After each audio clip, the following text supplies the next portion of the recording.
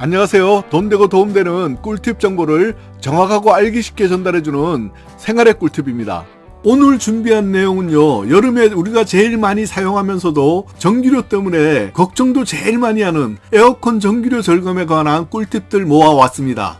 이번 영상 잘 보시고 본인 나름대로 또 요령 있게 사용하시면 에어컨도 좀 편하게 사용하고 전기료 아끼는 데 도움되는 일석이조 내용입니다. 특히 올해는 전기료도 인상되었기 때문에 좀 더 유심히 보시기 바랍니다. 오늘 내용은 에어컨 설치 기사 및 전문가 몇 분들에게 조언도 좀 듣고 준비했는데요. 기사님들마다 의견이 조금씩 다른 부분도 있었지만 대부분의 공통적으로 말씀하시는 부분 위주로 준비했고요. 최근에 많이 사용하는 가정용 인버터 방식의 에어컨을 기준으로 했습니다. 그리고 우리가 일반적으로 알고 있는 상식적인 내용 있잖아요. 햇볕을 가려라, 커튼 사용해라, 선풍기와 함께 써라, 이런 것은 오늘은 말씀 안 드릴게요. 아마도 오늘 내용 끝까지 보시면 전기료 절감에는 많은 도움이 될 것 같습니다. 열심히 준비했으니까 영상 보시기 전 좋아요, 구독 꾹 한번 눌러주시고요. 지금 안 누르셔도 영상 보시고 조금이라도 도움 되셨다면 나중에라도 꼭 한번 눌러주세요. 그리고 마지막 부분에는 끝까지 들어주신 분들을 위해서 에어컨은 아니고요, 전 국민이 사용하는 가전제품인데 잘못 사용하면 에어컨보다도 전기료가 더 나올 수 있는 제품,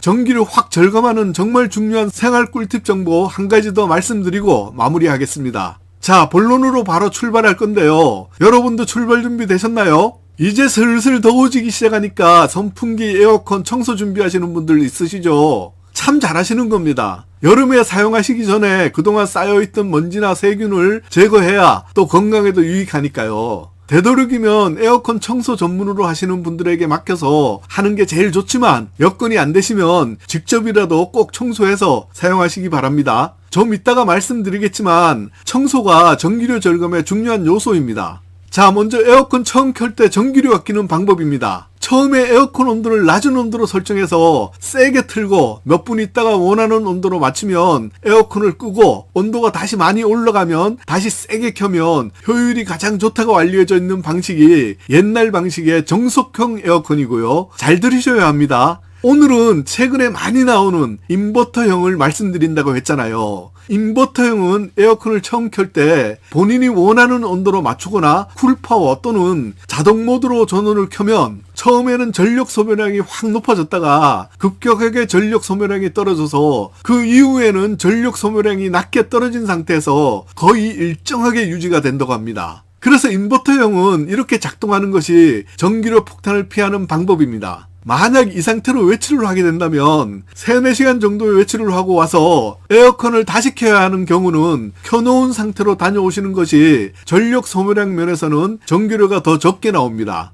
그러나 장시간 외출할 경우에는 에어컨을 끄고 나가는 것이 효율적입니다. 하루 종일 24시간 에어컨을 켜놓고 사시는 분들은 거의 없을 테니까 이 부분 참고하시면 전기료 절감에 도움이 될 것 같습니다. 결론은 처음에 세게 틀고 조금 있다가 본인이 원하는 온도로 맞추어 계속해서 틀어놓는 것이 전기료 절감에는 더 효율적이고요. 좀 전에 말씀드린 바와 같이 에어컨 처음 켤 때 전력 소비가 확 많아진다고 했잖아요. 그러니까 처음에 많이 나오는 인버터형 에어컨은 껐다 켰다를 자주 반복하는 것이 전력 소모 면에서는 더 많이 사용하니까 전기료가 더 많이 나와서 전기료 폭탄 맞는다는 얘기를 하는 겁니다. 그리고 에어컨 안쪽의 필터를 반드시 청소해 주시길 바랍니다. 이것은 청결, 냄새, 에어컨 효율 등의 효과가 있으므로 전기료 폭탄 안 맞는데 일조를 하는 겁니다. 이렇게 한 후에 본인의 여건에 맞춰서 사용하시면 전기료 절감에 많이 도움이 될 것 같습니다. 구입하신 지 좀 오래된 에어컨 중 시원한 바람이 안 나온다면 문제가 있는 건데요. 그 대부분은 냉매 때문이므로 냉매를 보충하셔야 하고요. 그대로 계속 사용하면 이것도 전기료를 많이 까먹는 하마가 됩니다.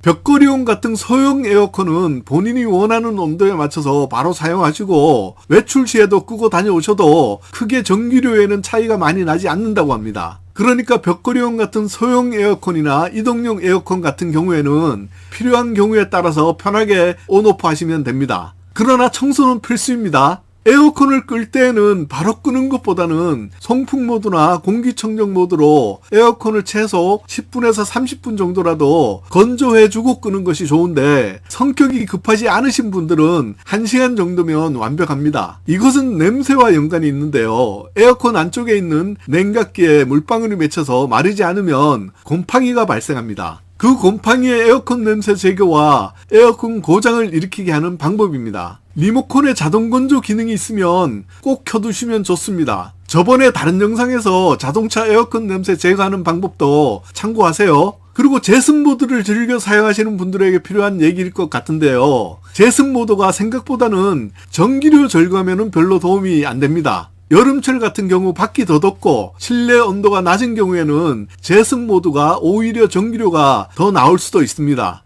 전기료 면에서만 보면 그렇습니다. 하지만 쾌적한 상태를 생각하면 필요에 따라서는 사용해야겠죠. 그리고 실외기 있잖아요. 대부분의 분들이 실외기를 많이 무시하는 것 같더라고요. 실외기가 많이 섭섭하다고 합니다. 사실 실외기가 실내기보다 에어컨의 핵심입니다. 햇빛에 노출된 곳에 설치되어 있다면 가능하다면 윗부분에 햇빛을 차단할 수 있는 덮개를 덮어주면 좋고요. 여건이 어려운 고층 아파트 같은 경우는 위험하잖아요. 이럴 때는 아주 더운 날 물을 좀 뿌려주는 것도 방법입니다. 그리고 통풍이 잘 되면 아주 좋습니다. 요즘 아파트 같은 경우는 이게 더 문제일 수 있는데요. 위험하다고 판단되면 굳이 하지 마시고요. 가능하면 청소도 좀 해주면 실외기 효율이 아주 좋아지고 고장도 잘 안 난다고 합니다. 실외기 효율이 떨어지면 이것이 전기료를 많이 먹는 이유 중에 하나입니다. 참고로 실외기가 고장나면요, 안에 있는 에어컨보다 비용이 더 비쌉니다.